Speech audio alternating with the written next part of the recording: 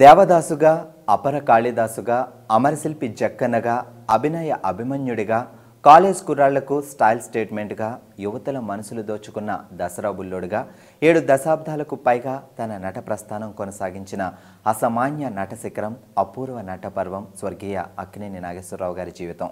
ఈరోజు ఆయన జయంతోత్సవం. ఈ సందర్భంగా ఆయనను ఓసారి స్మరించుకొని ఆయన తెలుగు సినిమాకు అందించిన కళాఖండాలను మరోసారి గుర్తు చేసుకుందాం.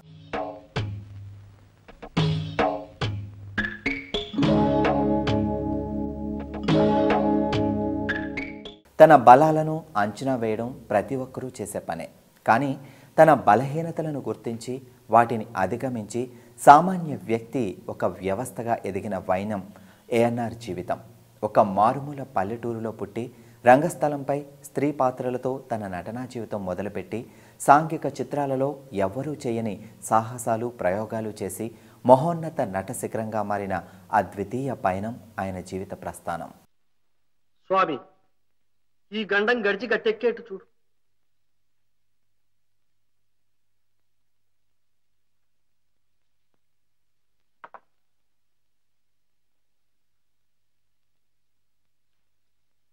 నవరాత్రులకు 9 నాటకాలు ఆడతామని ఒప్పుకునేగా మనం భయానా తీసుకున్నది. తీసుకునేదాకా నన్ను చంపుకు తిన్నారా? తీసుకున్నాక అది తిని తగలేసేదాకా నా ప్రాణం తీశారా? ఇప్పుడు మన కథానాయికి లేకపోతే మన నాటకం ఆగిపోతుందా? భగవంతుడా, మీరెక్కడి జట్టురా? ఎక్కడి జట్టురా? బాధపడకండి గురూజీ, ఈ యొక్క అపరాధం మనది కాదు. పారిపోయిన మా యొక్క సుబ్బక్క తిన్ని, మా యొక్క ఆర్మనిస్ట్ అర్నాథ్ గారి తిన్ని. కనుక దేవి మనల్ని చెప్పించనే చెప్పించదు. అవును, పెంచనే పెంచదు. రంగస్థలంలో స్త్రీ పాత్రల స్పెషలిస్ట్గా పేరు తెచ్చుకున్న ఏఎన్ఆర్ 1941లో మొట్టమొదటిసారి ధర్మపత్ని సినిమాలో బాలనటుడిగా నటించారు. ఆ తర్వాత ట్రైన్లో ప్రయాణిస్తున్న ప్రముఖ నిర్మాత దర్శకుడు అయిన ఘంటసాల బలరామయ్య అనుకోకుండా ఏఎన్ఆర్ని చూసి ఆ ముఖంలో ఉన్న కళను పసిగట్టి సీతారామ జననం అనే సినిమాలో హీరోగా తీసుకున్నారు. ఆ సినిమాకి నెలకు 250 రూపాయల పారితోషికం తీసుకొని పనిచేశారు నాగేశ్వరరావు. గాయం, బలమైన గాయం. రక్తం కాదు, ఇది రక్తం కాదు, కార్మికుల క్రోధం. ధర్మదార్థులు చేస్తున్న అన్యాయాన్ని తగ్గించి వేసే అగ్ని ద్వారా ఇది ప్రపంచ ప్రళయానికే నాంది. ఏం పొగరు, ఏం బిగరు, ఇలాంటి మాటలు నా పిక్చర్లో ఉంటేనా? నా సామిరంగ 100 days, silver jubilee, box office. సరికుల శ్రీరారా, గుర్తుంచుకోండి, ఈ రక్తంతో ఈ దేహం ఖాళీ కాలేదు. ఇది ప్రపంచ కార్మికులందరి మహాదేహంలో ఒక బొట్టు మాత్రమే. ఆఖరి బొట్టు కూడా నేలలాలు ఇంకిపోయేదాకా ఈ పోరాటం ఆగదు. పోరాటం జిందాబాద్.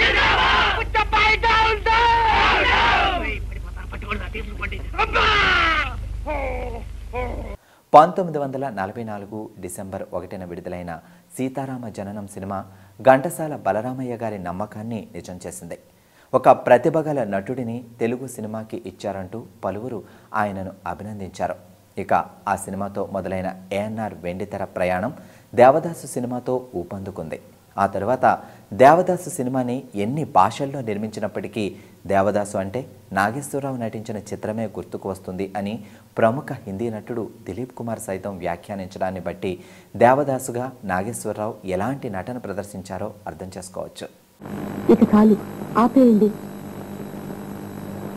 ఎందుకని? ఈ మధ్యనే అలవాటు చేస్తున్నారు, ఎక్కువైతే భరించలేరు. భరించలేకనే తాగుతున్నా. తాగాం కనుకనే ఇక్కడున్నాం. ఉన్నాం కనుక నీతో మాట్లాడుతున్నాం. లేవలేం కనుక కూర్చున్నాం. మైకంలో ఉన్నామని మైలపడేద్దాం అనుకుంటున్నావా? మనకు ఇంకా తెలివి ఉంది, తెలుసా? తెలుసు, కానీ ఇక్కడికి వస్తే వారెవ్వరూ మద్యం ముట్టుకోరు. ముట్టుకోరా? ఎత్తులుంటే కాల్ చేసేవాడు. వాళ్ళు మనకంటే మహాపాప. పెద్దలు ఏమన్నారో తెలుసా? గరళం మింగితే బ్రతుకే లేదు, అమృతం తాగితే చావే రాదు. కానీ నిమిషంలో 1000 సార్లు చంపి వెతికించే పర్సన్ ఏది ఇదే అన్నారు. మనం సరే సరే అన్నాం, తాగుతున్నాం. తెలుగులో మొట్టమొదటిసారి ద్విపాత్రాభినయం చేసే ఒక సినిమాలో 2 పాత్రల మధ్య వైవిధ్యాన్ని చూపించి ఔరా అనిపించిన నట దీశాలి ఏఎన్ఆర్. అలాగే చలనచిత్ర చరిత్రలో మొదటిసారి నవరాత్రి సినిమాలో 9 పాత్రలను పోషించి మెప్పించిన ఘనత సొంతం చేసుకున్నారు నట సామ్రాట్ నాగేశ్వరరావు. అన్నట్టు నాగేశ్వరరావు గారు 60 సినిమాలు పూర్తి చేసుకున్న సందర్భంలో ఆయనను నట సామ్రాట్ బిరుదు ఇవ్వడం జరిగింది.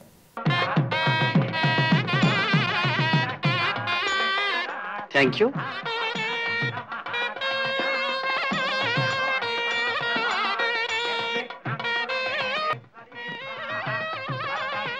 దయచేయండి డాక్టర్ గారు, దయచేయండి.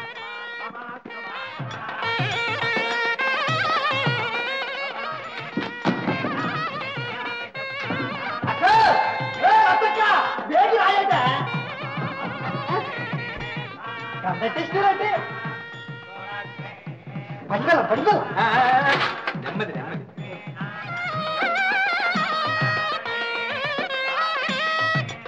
నమస్కారం, దయచేయండి.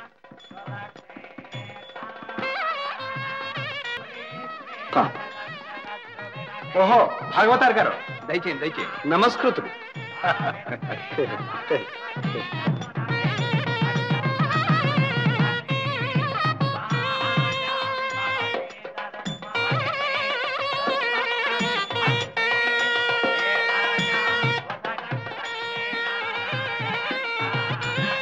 ఓ సరే గాని, పెళ్లి కొడుకు మేనమాము ఇంత ఆలస్యంగానే రావటం, ఈ ఒక్క పూట సెలవు పెట్టలేకపోయావు. సెలవు ఎందుకు బావగారు, సమయానికి వచ్చేసాగా. గంధం పుచ్చుకో.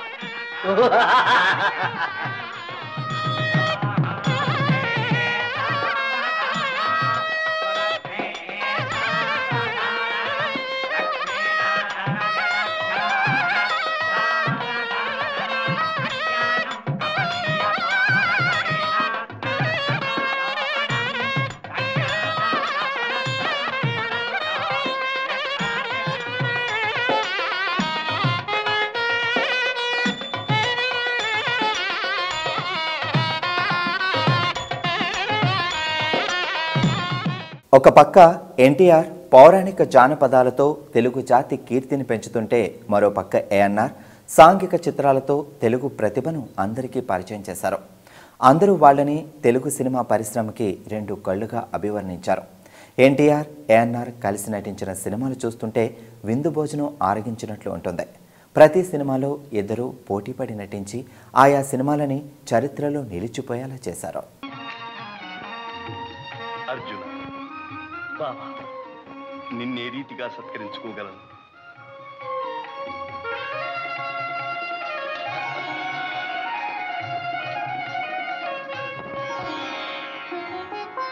అర్జున, ఏ నిమిషానికి ఆ నిమిషం ఏదో నూతనోత్సాహం కలుగుతుంది. ఇంత పరమానందంగా ఉంది. ఎన్నాళ్ళైనా ఇక్కడే ఉండిపోవాలనిపిస్తుంది. మరి ఏమిటో ఈ మహిమ? అదిగో ఖాండవవనం.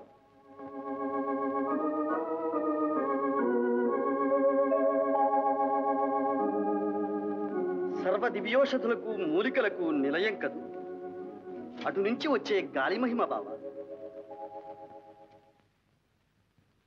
ఆహా ఆహా, ఏమి నా భాగ్యము! శ్రీకృష్ణ అర్జునుడు నరనారాయణులు ఆడబోయిన తీర్థం ఎదురాయనన్నట్లు మ్రొక్కబోయిన దేవులు ప్రత్యక్షమైనారు. ఇంక నా కోరిక నెరవేరినట్లే. విప్రోత్తమ, ఎవరు మీరు? మీ కోరికేమిటి? పాపం ఆకలితో బాధపడుతున్నట్టున్నారు. ఆహా, ఆకలితో కాదు దేవా, అజీర్ణ వ్యాధితో అలమటిస్తున్నాను.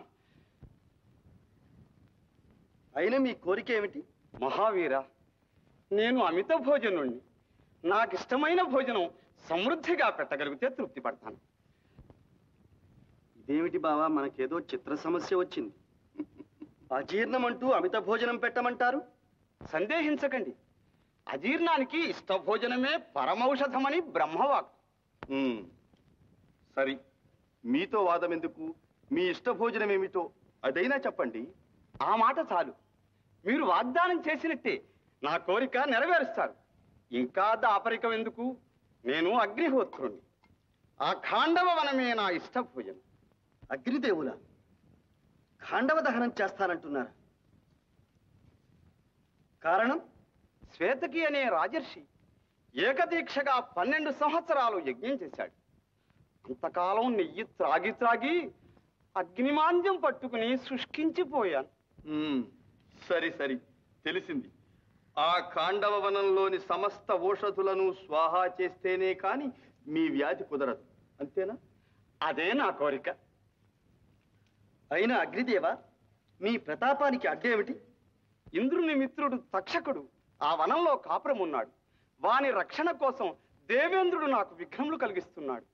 వారిని వారించాలంటే మహాపురుషులు మీరే సమర్థులు. బావా, అమరేంద్రునితో యుద్ధం గర్విస్తున్నారు. బాగానే ఉంది కాని బావా, మనము వచ్చినది విహారార్థం. ఆయుధాలు మన దగ్గర లేవు. చుతా, ఆ సందేహం మీకు అవసరం లేదు. నా మిత్రుడైన వరుణిదేవుని స్మరించి బ్రహ్మ నిర్మితములైన దివ్యాయుధములను మీకు ఇప్పిస్తాను.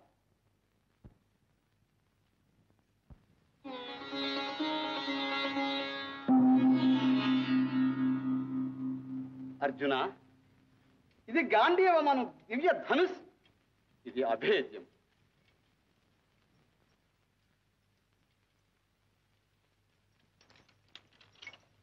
దసరా బుల్లోడు, దత్తపుత్రుడు, మోగ మనసులు, పూలరంగడు వంటి సినిమాలలో ఏఎన్ఆర్ పంచకట్టుకి ఫ్యాన్స్ ఫాలోవర్స్ చాలామంది ఉండేవారు. ఇక ఏఎన్ఆర్ డ్యాన్సులకు కూడా చాలామంది అభిమానులు ఉండేవారు. ఆయనకి డ్యాన్స్ కంపోజ్ చేయడానికి ముంబై నుండి కూడా కొరియోగ్రాఫర్స్ని పిలిపించేవారు. అందుకే ఏఎన్ఆర్ డ్యాన్సుల వల్ల ఆయన నటించిన ఎన్నో సినిమాలు, పాటలు ఎవర్ గ్రీన్గా నిలిచిపోయాయి. ఎంతగా చూస్తున్నా వింతగానే ఉంది, కనులెంత మూసుకున్నా గిలిగింతగానే ఉంది.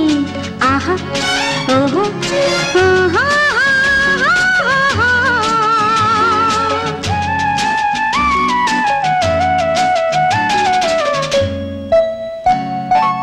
ఎంతగా చూస్తున్నా వింతగానే ఉంది, కనులెంత మోసుకున్నా గిలిగింతగానే ఉంది.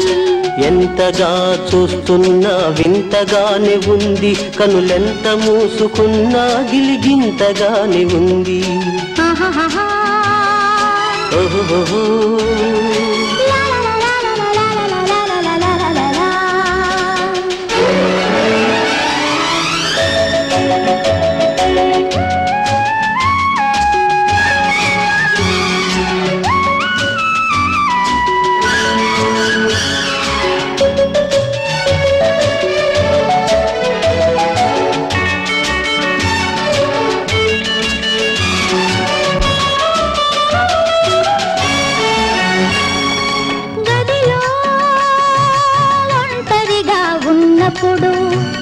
నా మదిలో నీవే నీవే మెదలుతున్నప్పుడు, గదిలో ఒంటరిగా ఉన్నప్పుడు నా మదిలో నీవే నీవే మెదలుతున్నప్పుడు, కంటికి కొనుకేది రేయికి పగలేది, కంటికి కొనుకేది రేయికి పగలేది, నీవే నా వెలుగని ఎలా ఎలా తెలిపేది. ఎంతగా చూస్తున్నా వింతగానే ఉంది, కనులెంత మోసుకున్నా గిలిగింతగానే ఉంది.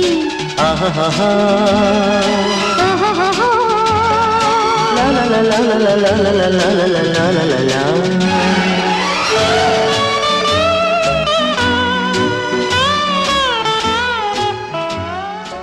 ఇక 1955 నుండి 75 వరకు అంటే 2 దశాబ్దాల పాటు కాలేజ్ కుర్రాళ్ళకు కూడా లుక్స్ దగ్గర నుండి డ్రెస్సింగ్స్ వరకు స్టైల్ ఐకాన్గా ఉండేవారు అక్కినేని.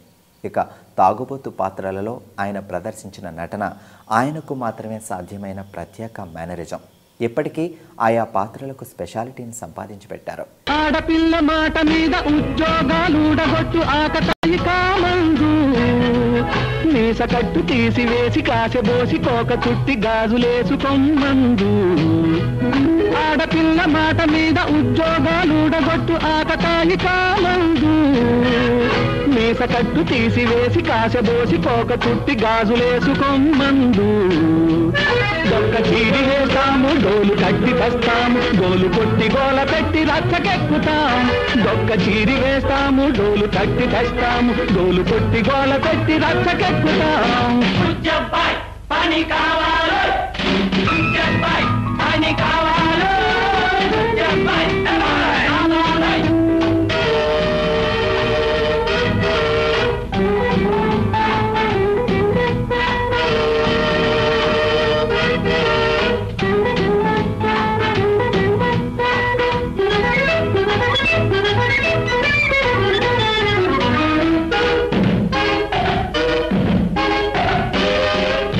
రాత్రికి నేనొక రాక్షసినై నీ కలలో పీడిస్తా రాత్రికి నేనొక రాక్షసినై నీ కలలో పీడిస్తా రేపటి వేళకు నీ పని మీదని దారికి రాకుంటే మాపటి వేళకు నీ పని నే పడతానోయ్ బుచ్చబ్బాయ్ నిన్ను విరిగి మీద పడ్డ మన్ను నిన్ను ఏకమైన నిన్ను గెలుచు వరకు మేము ఆడి తీరుతాం నిన్ను విరిగి మీద పడ్డ మన్ను నిన్ను ఏకమైన నిన్ను గెలుచు వరకు మేము ఆడి తీరుతాం పోరాడి తీరుతాం.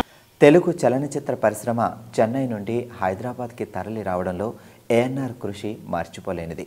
ఆయన ఇక్కడ అన్నపూర్ణ స్టూడియోకి శంకుస్థాపన చేసేటప్పుడు సంపాదించిన డబ్బులన్నీ రాళ్లపాలు చేస్తున్నామని హేళనగా నవ్విన వాళ్లే లక్షల రూపాయలు పేమెంట్స్ కట్టి నెలల తరబడి ఇక్కడ షూటింగ్ జరుపుకున్నారు. ఆయన అంత గొప్ప విజనరీ. పుస్తకాలు పట్టుకుని స్కూలుకు వెళ్ళి చదవకపోయినా ఎదురైన అనుభవాలతో జీవితాన్ని చదివారు. అందుకే ఆ స్థాయికి ఎదిగారు. అమ్మా ధన్యోస్మి, జగదంబా ధన్యోస్మి.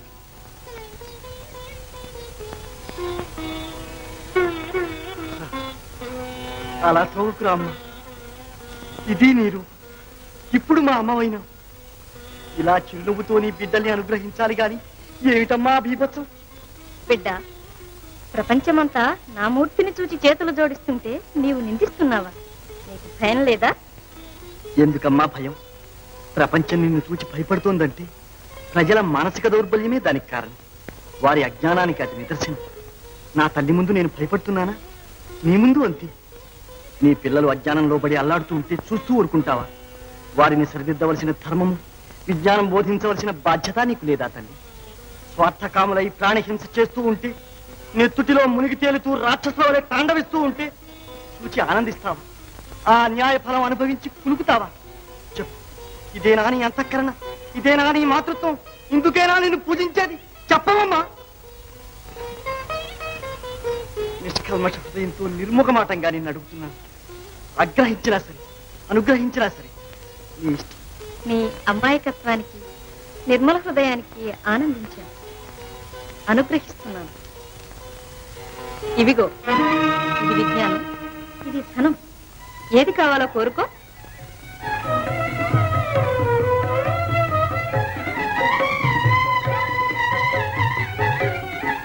ఇది విజ్ఞానం, ఇది ధనం. ఇది ధనం, ఇది విజ్ఞానం.